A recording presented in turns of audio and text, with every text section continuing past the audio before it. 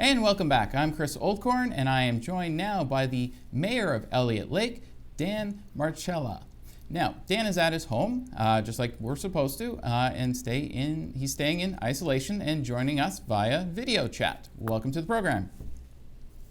Thank you for having me, Chris. Very much appreciated that you're getting the word out to stay home as much as possible, and everyone should be attempting to self-isolate in some capacity other than essential travel or going out for the essential groceries, pharmacy trips.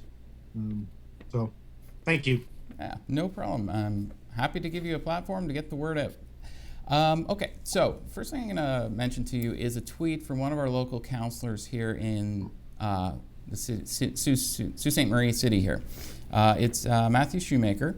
And he's responding to the APH not identifying the locations of positive cases. And we do know that 3 of the 10 positive cases are in Elliot Lake. Now, he says in his tweet, "This is a bad practice at Algoma Health. Residents deserve to know whether COVID-19 is present in their community. I'm calling on APH to release the details of where cases are from."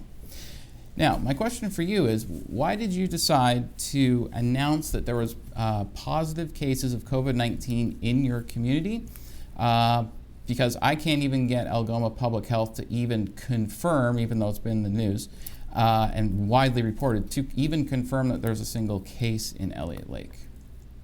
Well, it's very interesting, Chris, how the information's been rolling out. Mm-hmm.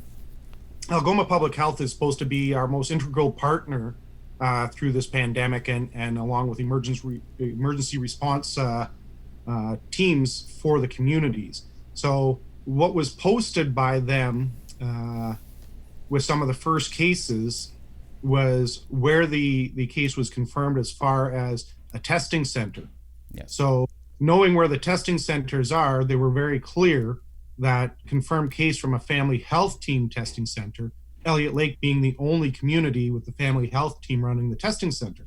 Yes. Now, immediately following that, we had on one of our social media sites, information start to go out public right away. And so there was a lot of scrambling right off the bat to try and confirm the rumors that were coming out of this site. And we were able to confirm that, yes, the case was in our community. It's important for our CEMCs, that's the Community Emergency Management Control Groups, to have this information in a timely manner in order for us to be able to respond proactively. Not having that communication directly from Algoma Public Health was very detrimental to us. And without that changing, that structure changing, we're going to have larger concerns in the future. And I'm hoping that we don't see this start to spread through communities. But if that becomes the case, we have to be able to lock down the areas of concern. And the responses from Algoma Public Health as far as protecting the identity, nobody in any of our emergency management groups are asking for the identity of the individuals. We're asking for timely, concise information on a new case, being, there's a new case. We don't care the sex, the age, their address. I don't need to know any of that. Mm-hmm. We need to know there's a new case, when it was confirmed, and how they acquired the virus itself. So right now, we know that the 3 cases that have been in Elliot Lake were all acquired through travel abroad. That's very, very different than say somebody getting the virus at a local grocery store or the pharmacy or at the dollar store. That's when, we'll have to take extreme measures to lock that down. But if Algoma Public Health isn't sharing this information, it makes it extremely hard for, again, our emergency management teams to be able to do anything about this. We're supposed to be working together on this. And I've said it over and over again, we're fighting an invisible enemy. Yes. And it's very, very difficult to fight that invisible enemy when you have your number one ally working against you. Yeah, actually, I'll read a couple of your quotes about Algoma Public Health. You said, to be blunt and honest, public health communications have been unreliable, weak, late to table, and frankly not forthcoming at all. You also said, but thus far, for Algoma Public Health, I have been ignored by their senior management from the Sioux for over a week now, and that's not acceptable. I'm not the only one facing this issue. And I agree, you're not the only one facing this issue. I had that exact same issue of no emails returned, no phone calls returned up until yesterday when all of a sudden Dr. Liu became available for an interview. After Monday morning, I announced that I was going to be doing a special on Thursday night on Algoma Public Health and their lack of communications and some of the ways that they're actually using communication strategies that actually don't inform the public, and it's on purpose. Like they're doing stuff that is literally, you take in PR and communications courses about how to release information if you want the least amount of people to actually find out about it. And I'll be dealing with that Thursday night at 8 p.m. Or sorry, 7 p.m. My second question for you is, can you describe the communications you have had with Algoma Public Health?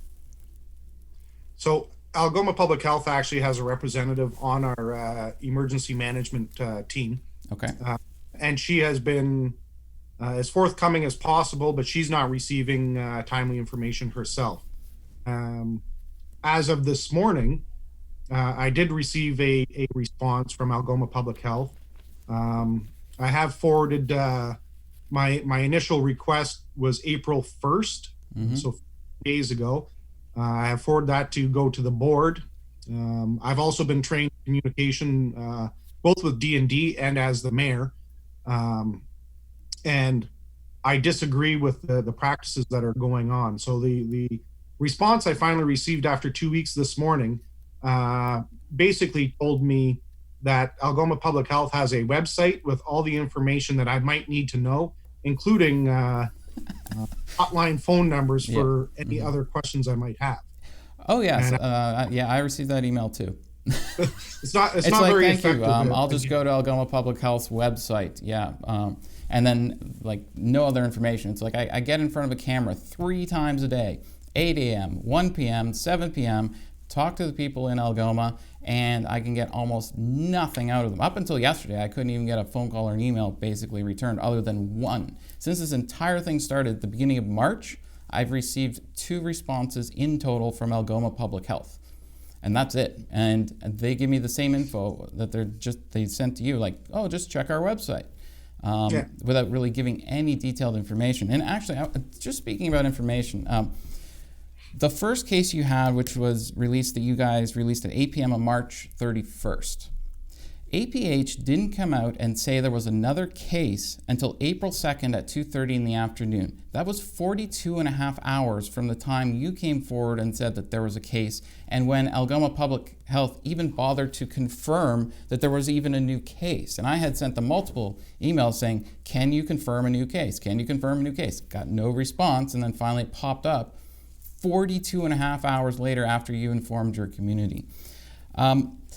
Is that kind of representative of how you feel and how you find Algoma Public Health has responded? Like, how did it take them almost 2 entire days to actually tell the public that there was a case anywhere in Algoma, even though we knew it was in Elliot Lake? But how did the other 2 cases, was there a timely response between when you found out that there was a case and when they went public? Like, how were the other 2 in terms of timing?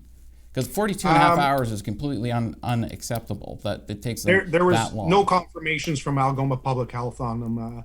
We're very fortunate that we have strong ties with our other community partners. Okay. And it's through our community partners that we're getting this information. 48 hours is detrimental, especially if this was a communal thing. If somebody had gotten this at a grocery store and we're finding out 48 hours later, can you imagine how many additional cases we'd have in our community within 48 hours of individuals potentially touching or coming in contact with the same individual? Oh, absolutely. I totally agree with you. I mean, as someone who's trying to get information out to the public, I do find it extremely frustrating that it took 42 and a half hours for them to actually come out and say there was another case. And a lot of A lot of areas in Algoma are very small towns and cities that only have like 800 people or 1,000 people. If you have someone that's walking around for 2 days on top, after you've tested them and found out that they actually have COVID-19, never mind how much they were walking around and going to stores prior to being tested, like that can easily spread like wildfire through a community. And you can see it in places like long-term care homes where like 1 or 2 people get it, and then 2 weeks later there's like 50 people with it.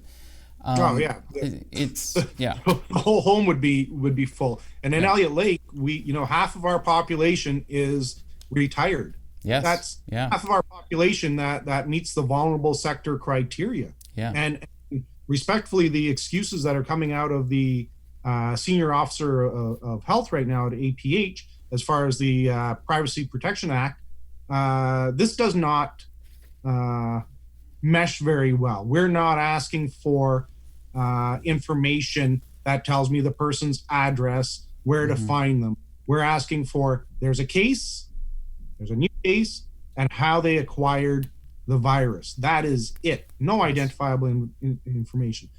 That being said, the next response that I saw in the news had to do with concerns of vigilantism. We all respect and understand that these are family members in our community. It's not their fault that they ended up sick.